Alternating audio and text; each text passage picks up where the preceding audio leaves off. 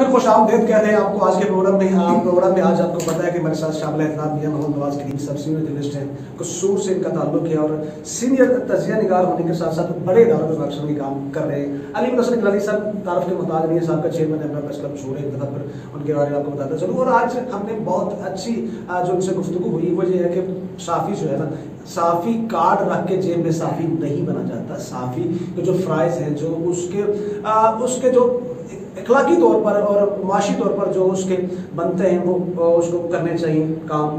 جی جناب میاں محمد نواز کریم صاحب میرے سب سے پہلے سوال کے ساتھ چلتا ہوں کہ تھانہ کلچر کی ہم بات کریں۔ تھانہ کلچر جب تک تبدیل نہیں ہوگا ہمارے معاشرے کا عام انسان، عام فرد جو ہے نا وہ خود کو بڑا کمزور سمجھے گا۔ ساتھ ہی میں یہ سمجھنا تھانہ کلچر کی کیا تبدیلی ممکن ہے کریم صاحب؟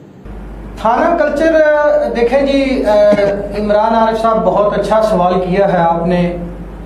دیکھیں تھانہ کلچر تو تبدیل تقریباً نہیں ہوا، تھانے تبدیل ہو گئے ہیں، بلڈنگیں تبدیل ہو گئی ہیں، تھانوں کے جو تھانہ کلچر ہے وہ تبدیل نہیں ہوا۔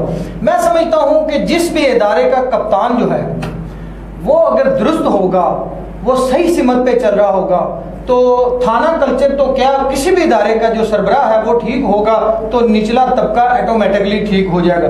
یہاں پہ ہوتا کیا ہے، میں آپ کو تھوڑی سی مثال دے دوں گا کہ تھانوں کے اندر اب جیسا کہ دیکھیں نا، ہمارے ضلع کے جو ڈی پی او صاحب ہیں وہ اپنے دفتر میں بیٹھے ہوئے ہیں، جب انہوں نے وزٹ کرنا ہوتا ہے تو ڈرائیور صاحبان جو ہوتے ہیں، جو ان کے ساتھ کانسٹیبلان ہوتے ہیں، وہ تھانے کے متعلقہ محرک کو یا تھانے کے ایس ایچ او کو ٹیلی فون کر کے ان کو کہہ دیتے ہیں کہ ڈی پی او صاحب کا دورہ آ رہا ہے تو آپ الرٹ ہو جائیں، تو وہ الرٹ ہو جاتے ہیں۔ ہوتا یہ ہے کہ تھانوں کے اندر جو پرانے جو آئی او موجود ہیں، جو پرانے A S Is, sub inspector, جو میرے خیال میں جو جہاں تک میں جانتا ہوں کسی بھی پولیس آفیسر کو اپنے ہوم ڈسٹرکٹ کے اندر کبھی پہلے نہیں لگایا جاتا تھا۔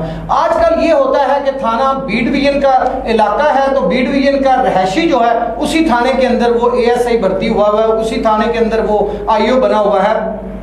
وہ جب وہاں پہ بنا ہوتا ہے تو وہ کوشش یہ کرتا ہے کہ اپنے علاقے کے اندر اپنا سکہ منوانے کے لیے، اپنی تھانے دارانہ جو رویہ ہے وہ دکھانے کے لیے بے گناہ لوگوں کو بھی پکڑ لیتے ہیں، پھر وہ دہاڑیاں لگا کے ان لوگوں کو چھوڑتے ہیں۔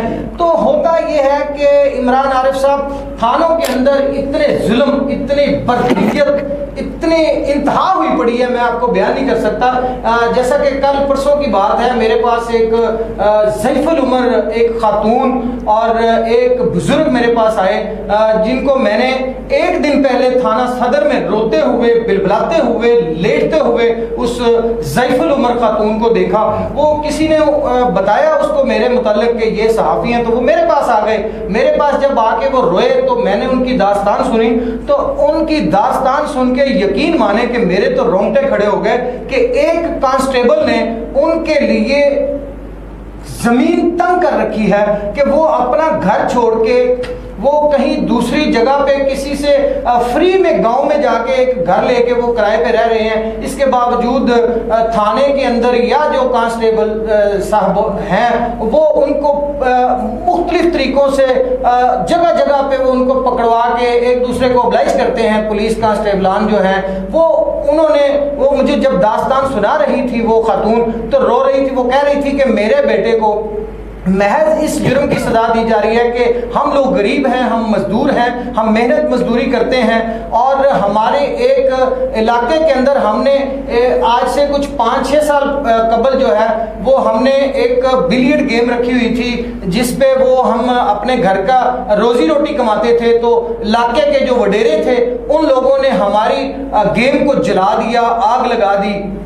جب وہ جل گئی تو ہم نے تھانے سے رجوع کیا، تھانے میں گئے تو ہماری وہاں پہ سنوائی نہ ہو سکی، اس لیے کہ وہ جو کانسٹیبل ہے وہ ڈی پی او صاحب کا آفس میں کام کرتا ہے۔ وہ جب ڈی پی او صاحب کو کہتا ہے یا وہ متعلقہ تھانے کو کہتا ہے تو ہماری وہاں پہ سنوائی نہیں ہوتی۔ ہم مزدوری کرتے ہیں تو ہمارے بچوں کو کبھی منشیات کے کیس میں پکڑ لیا جاتا ہے، کبھی کسی چوری میں، کبھی کسی ڈکیتی میں، جبکہ ہم نے کبھی نہ چوری کی نہ ڈکیتی کی۔ کل کی بات جو میں بتا رہا ہوں کہ جب میرے پاس آ کے اس نے بتایا مجھے، اس نے کہا کہ رائے گنج کی پولیس جو ہے وہ میرے بیٹے کو اٹھا کے لے گئی ہے، اس لیے میں تھانے میں واویلا کر رہی تھی۔ जब रायगढ़ से पता किया तो उन्होंने कहा कि ये डकैतियों में 25 से ज़ायद डकैतियों में ये हमारे पास इश्तहारी है। वहाँ फिर मैंने जब खातून से पूछा, उस ज़ैफुल उमर खातून से जब मैंने पूछा कि बीबी वो कह रहे हैं कि आपका बेटा डाकू है, उन्होंने फिर मुझे एक परफॉर्मा दिखाया, एक पेज दिखाया जिसके ऊपर लिखा हुआ था बाखिदमत जनाब DPO साहब कसूर, जनाबे वाला गुजारिश है कि मैं फलां फलां इलाके की रहायशी हूँ और मेरे बेटे को पकड़ के रायगढ़ की पुलिस ले गई है। वो 1 साल पहले की बात है। जब वहाँ पे ले गई तो वो पुलिस ने जब हमारे घर में रेड किया तो हमारे घर में एक तो मेरे बेटे ने प्लाट के पैसे थे करीब 2,80,000 या राउंड अबाउट, और 1,35,000 रुपए जो थे वो हमारी कमेटी की रकम थी। जब वहां से रायगढ़ से एक कांस्टेबल है जो थानेदार बन के यहाँ पे है, उसने मेरे बेटे को उठाया, वो ले जाके उसने थाना रायगढ़ में रख लिया। 8 दिन तक हमें उसने मिलने नहीं दिया। 8 दिन के बाद जब हमने DPO कसूर को एप्लीकेशन मूव की, वही एप्लीकेशन जो है हमने CM कंप्लेंट सेल लाहौर को भी मूव की। तो जब वो एप्लीकेशन की तो वो एप्लीकेशन के बाद वही कांस्टेबल जो थानेदार बना हुआ था उसने हमें कॉल की, उसने कहा कि आप ऐसा करें थाने में किसी को लेके आ जाएं। तो वो खातून जो है वो अपने भाई को लेके थाने में गई। उसने कहा कि हमारी आपके साथ कोई लड़ाई नहीं, कोई झगड़ा नहीं, ये दरख्वास्त जो आपने हमारे खिलाफ दी है ये वापस ले लो, तो अपना बेटा ले लो, हमारी आपके साथ कोई लड़ाई नहीं। उन्होंने कहा जो पैसे थे, उन्होंने कहा जो पैसे थे वो हमने वो रिकवरी जिनकी थी वो दे दी है। अब ना तो कोई मुकदमा है, ना कोई किसी किस्म का कोई मदई है, तो रिकवरी किसको दे दी? वो 3,85,000 रुपए वो खा के डकार मार गया। अब वो वही कांस्टेबल थाना रायगढ़ का जो कांस्टेबल था, अब वो थाना सुंदर में जाके तैनात हो गया। ये 3 से 4 दिन पहले की बात है। जब वो थाना सुंदर में तैनात हुआ तो कांस्टेबलान जो ऐसे होते हैं जो इलाके से दिहाड़ियां लगाते हैं, जो मुनशात फरोशों को जानते होते हैं, जो पर्ची जुए वालों को जानते होते हैं, क्रिमिनल लोगों के जो वाकिफ होते हैं, वो थानेदारान के साथ भी वो सेटिंग कर लेते हैं। थानेदार साहब को उसने अपने इत्माद में लिया, उसने कहा मैं तो आपको बंदा पकड़वाता हूँ, दिहाड़ी भी लगेगी। अब वो थाना सदर के पास से उसके बेटे को उठा के लेके गया, वही कांस्टेबल उसके साथ 2 बंदों को और को लेके गया, वो भी बेगुनाह, वो भी बेगुनाह। जब वहां पे ले गया तो उसकी वालदा जो थी वो थाने के बाहर, थाने के अंदर वो जब गिड़गिड़ा रही थी, रो रही थी, चीखो पुकार कर रही थी। तो इसी दौरान मैंने खुद अपनी आंखों से देखा, अपने कानों से सुना कि थाना सदर के अंदर एक इंस्पेक्टर है हैदर अली, जिन्होंने मेरी नजर में बहुत पॉजिटिव रोल अदा किया। उन्होंने फौरी तौर पे मुतलका उस पुलिस को फोन किया कि भाई आप इसके बेटे को उठा के ले गए हैं, तो सरासर ज्यादती की है आपने, इनके खिलाफ कोई मुकदमा दर्ज है तो मुझे बताओ। वो कहने लगे कि हाँ जी ये इश्तहारी था इसलिए हमने पकड़ा। उसने कहा अगर इश्तहारी है, आपके किसी मुकदमे का इश्तहारी है, या आपके किसी मुकदमे में आपको मतलूब है, या आपके किसी मुकदमे में ये नामजद है, तो फिर इसको रख लें, अदरवाइज इसको वापस भेज दें। ये तो ज़ैफुल उमर जो खातून है ये मर जाएगी, ये आपके ऊपर 302 लग जाएगी। उन्होंने क्या किया, उन्होंने दूसरे दिन जब हमने पता किया, मैंने खुद फिर उसकी वो मुआवनत के लिए, उसके तामुन के लिए मैंने उस बीबी के साथ तामुन किया। तो मैंने मुतलका पुलिस से पूछा, वही कांस्टेबल मुझे मिलता है जो 1 साल पहले थाना रायगढ़ में तैनात था, अब वो थाना सुंदर में तैनात है। जब वो मुझसे मिलता है, मेरी बात होती है उससे, तो वो मुझे भी कहता है कि मैंने ये जनाब ये 17 से 18 मुकदमात में थाना रायगढ़ को ये मतलूब है, ये इश्तहारी है, तो 2 मुकदमात हमारे पास दर्ज हैं। तो ये तो करप्ट आदमी है, ये क्रिमिनल आदमी है। मैंने भी कुछ देर के लिए सोचने पे मैं मजबूर हो गया कि हो सकता है ये क्रिमिनल हो। तो मैंने उसकी जांच पड़ताल के लिए उसका रिकॉर्ड चेक किया, तो थाने के अंदर उसके खिलाफ कोई मुकदमा दर्ज नहीं, सिवाय उसी थाने के अंदर जो अभी रिसेंटली 16 तारीख को एक वकुआ बनाते हैं खुद साख्ता, वही 18 तारीख को वो मुकदमा दर्ज करते हैं, 19 को इस बंदे को पकड़ते हैं, 20 को इसकी गिरफ्तारी डालते हैं, 20 को इसको कोर्ट में भेज देते हैं। जब वो कोर्ट में जाता है तो कोर्ट उसे 14 दिन के लिए जुडिशियल रिमांड पे कैंप जेल में मुंतकिल कर देते हैं। अब मैं चूंकि इस केस के पीछे था तो मैंने उस मुलजिम से जब बात की, मुलजिम से मैं जब वहां तक मैंने रसाई हासिल की तो मुलजिम से मैंने पूछा, उसने कहा कि मैं अल्लाह को हाजिर नजर करके कहता हूं कि मेरे पास से कोई पैसा नहीं, कोई चीज बरामद नहीं हुई। जब ये यहाँ से हमें 3 लोगों को लेकर थाने में गए हैं तो थाने के अंदर जाके दूसरे 2 लोगों को पैसे लेके इन लोगों ने छोड़ दिया है। मुझे इन्होंने पकड़ने के लिए एक तरबूज बेचने वाला एक मजदूर आदमी वहां पे था, उसको पकड़ा और मुझे हम दोनों को इकट्ठा करके अपने पास से 2 पिस्टल हमारे सामने रख दिए और साथ में 10,000 रुपया हमारे सामने रख दिया और कहा कि ये आपने डकैती की है। उसी डकैती में उसको थाने जेल में मुंतकिल कर दिया। अब वो बेगुनाह बंदा है, बेगुनाह आदमी वो जेल में सड़ रहा है। थाना कल्चर कैसे तब्दील होगा जब ये इस तरह की बेज़ाब्तगी होंगी, जब गरीब मजदूर लोगों को पकड़ के हवालातों में बंद कर दिया जाएगा, जेलों में भेज दिया जाएगा।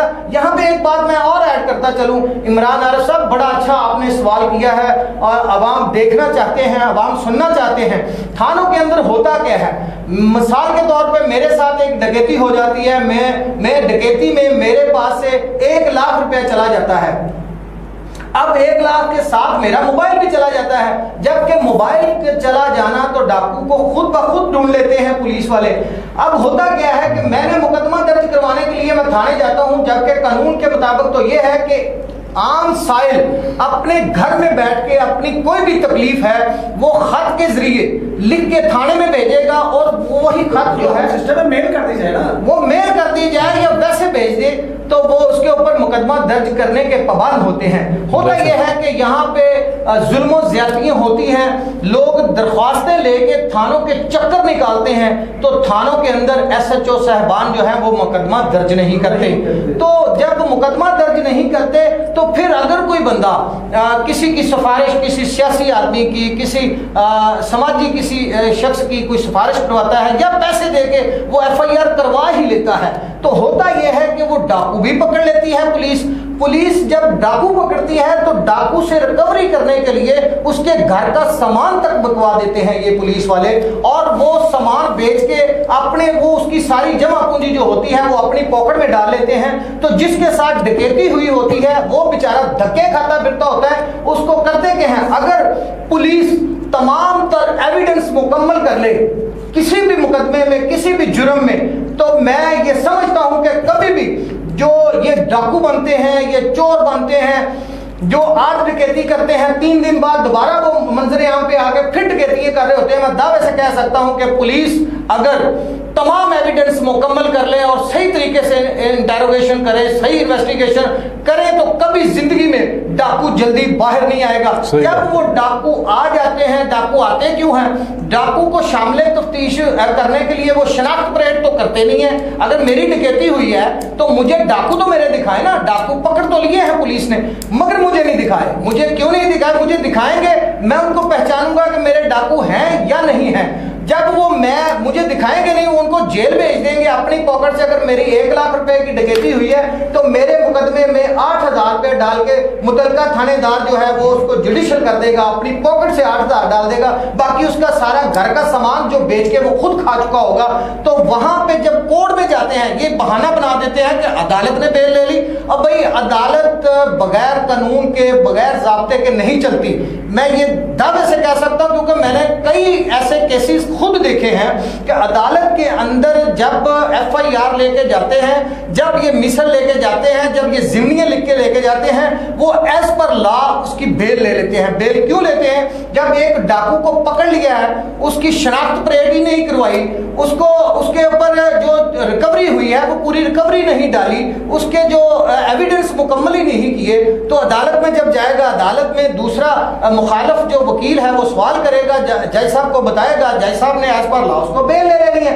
अब वो डाकू, एक डाकू 72 डकैतियां कर लेता है, 100 डकैतियां कर लेता है, 200 डकैतियां कर लेता है, तो उसके पीछे ऐसे थानेदार मौजूद हैं जैसा कि थाना सदर के अंदर एक अरशद भट्टी नाम का ASI है, और दूसरे थानों में भी ऐसे 2-2 एक कहा जा सकता है कि काली बेड़े हर डिपार्टमेंट में मौजूद हैं। मगर मैं یہ ڈی پی او قصور سے اور تمام میرے سننے والے دیکھنے والے لوگوں سے میں یہ گزارش کروں گا، افسران بالا سے گزارش کروں گا کہ جو تھانہ کے اندر جو تھانے داران جو رکھے ہوئے ہیں ان کو ان کی تربیت کریں، ان کو ہدایت دیں کہ غریب آدمی کی جب ڈکیتی ہو جاتی ہے تو اس کے ڈکیتی کے پیسے، اب کوئی کسی امیر آدمی کی ایک، میں نے پچھلے دنوں ایک ڈکیتی دیکھی ہے عمران عارف صاحب، ایک بندے کے گھر سے 22 لاکھ روپے اور زیور تقریباً 20-22 تولے زیور چوری ہو گیا۔ رات کی تاریکی میں چور آئے ہیں، ان کے گھر سے وہ چوری کر کے لے گئے۔ میں نے اپنی آنکھوں سے دیکھا میاں فرید ایس ایچ او جو اس وقت تھانہ صدر میں موجود ہے، اس وقت وہ تھانہ بی ڈویژن میں موجود تھا، تو انہوں نے 2 چور پکڑے اور چوروں کی جب تفتیش کر رہے تھے تو میں موقع پہ موجود تھا۔ میرے سامنے وہ چور کہہ رہے ہیں کہ ہم نے تو سکے پکڑے تھے ان کے گھر سے۔ اب سکے تو نہیں ہے، 22 لاکھ کی ڈکیتی ہے، ساتھ میں زیور ہے اتنا زیادہ۔ وہ میاں فرید نے کمال مہارت سے ان کو اپنے کمرے میں لے جا کے ان سے بات چیت کی، اس کے بعد وہی 22 لاکھ روپے پلس زیور پوری کی پوری 100% جو ریکوری ہے وہ دی۔ تو ایسے آفیسر بھی تو اسی معاشرے کا حصہ ہے نا، جیسا کہ میاں فرید نے وہاں پہ تمام کی تمام ریکوری کر کے، اور جہاں جب تک وہ تھانہ بی ڈویژن کے علاقے میں رہا ہے بے شمار مقدمات درج ہوئے ہیں، اور لوگوں کی وہ غریب مظلوم لوگوں کی داد رسی بھی کرتے تھے۔ تھانہ صدر میں آ گئے ہیں، وہاں پہ بھی وہ کوشش کرتے ہیں، اور اسی تھانوں کے اندر یہ جو کرپٹ مافیا ہے، جو کرپٹ لوگ ہیں، ان کی ایس ایچ او تک تو معاملات ہوتے ہی نہیں ہیں۔ لیکن سب وقت کی تھوڑی سی قلت ہے، یہاں پہ آپ کو میں سوال کے ساتھ چلتا ہوں۔ محکمہ صحت کی ہم نے بات کر رہے تھے، جیسے کہ ہم بات کر رہے تھے، بڑی صحت سے گفتگو بنانی ہوئی تھانہ کلچر کی۔ تھانہ کلچر کی تبدیلی سے بہت ساری اصلاحات ممکن ہیں۔ جب تک تھانہ کلچر تبدیل نہیں ہوگا، نئے جرائم انسان کبھی بھی ماں کے پیٹ سے سیکھ کے نہیں آتا، کریمنلز خود بنائے جاتے ہیں، یہ سسٹم کریمنلز کریٹ کرتا ہے۔ محکمہ صحت کی رونا کے حوالے سے تو